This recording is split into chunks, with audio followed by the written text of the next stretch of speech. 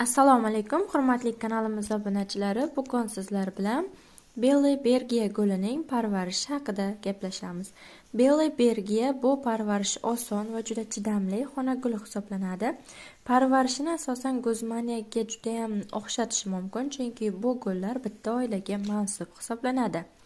Belle-Bergia turlari ancha ko'p. Bu gulimiz gullash vaqtida tagidan o'rtacha 2-4 ta yangi detka beradi va 2-3 yildan keyin shu detkalari ham gullashni boshlaydi. Bizni gul bozorlarimizda Belle-Bergia asosan bahorda sotiladi, lekin ommabop gul emas. Tuproq tarkibi esa oddiy universal tuproq ishlatsa bo'ladi, faqat universal tuproq yanada yengil bo'lishi uchun 15% perlit yoki 15% vermikulit qo'shimchasini aralashtirib qo'ysangiz ham bo'ladi. Belle-Bergia gulimiz uchun tuvak o'ziga va ildiz hajmiga mos bo'lishi kerak. Juda ham katta tuvakda yaxshi o'smaydi. Joyi esa yorug'likni juda ham yaxshi ko'radi. Yorug' lekin quyosh tushmaydigan joyda turishi kerak. Belle-Bergia soyaroq, yorug'lik kamroq joyda ham yaxshi o'sadi, lekin gullash paytida ko'proq yorug'lik talab qiladi. Harorati esa xona harorati +20 gradusdan +28 gradusgacha eng zo'r o'sadigan harorati hisoblanadi. Qishda esa iloji bo'lsa +15 +18 gradus haroratda tursa juda ham yaxshi bo'ladi. Harorat +13 gradusdan past bo'lmasligi lozim. Aks holda gulda stress kuzatilishi mumkin. Sug'orilishda esa suvni me'yorida yaxshi ko'radi. Juda ko'p sug'orish kerak emas. Sug'orishlar orasida tuproqning tepasi qurishi kerak. Tuproqning tepasi kamida 1-2 cm pastga qurishi kerak bo'ladi.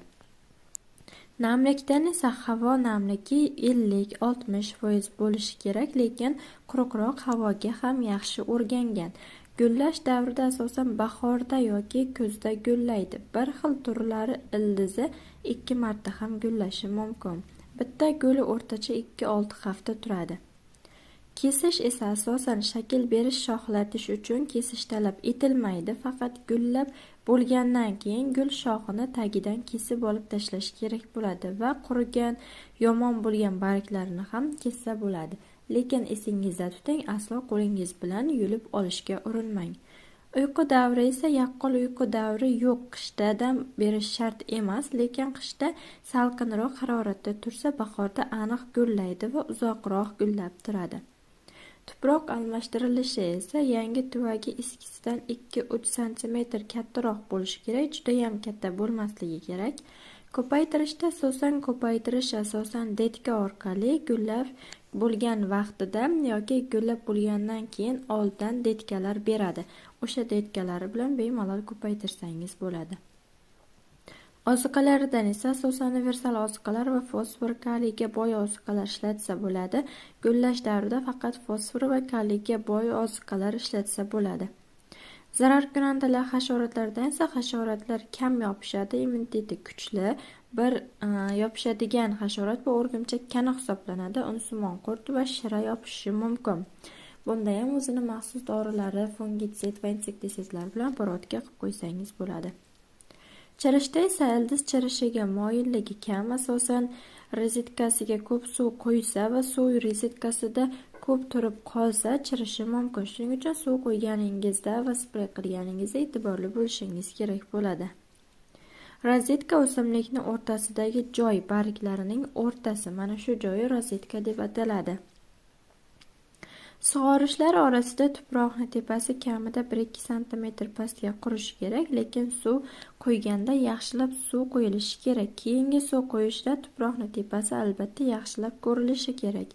Eng asosiysi suv rozetkasiga tushmasligi lozim. Tushsa ham ichidan turib qolmasligi kerak. Bu chirishga olib keladi. Rozetka o'simlikning o'rta barglarini tezda chirishiga sabab bo'ladi. Va albatta tindirilgan suv bilan sug'oring.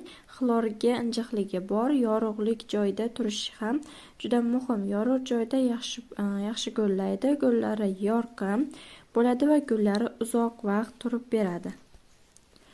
Azizlar, sizlarga yetkazmoqchi bo'lgan ma'lumotimiz mana shulardan iborat edi. Kanalimizga obuna bo'lib, like bosib qo'yishni unutmang. Xayr, salomat bo'ling.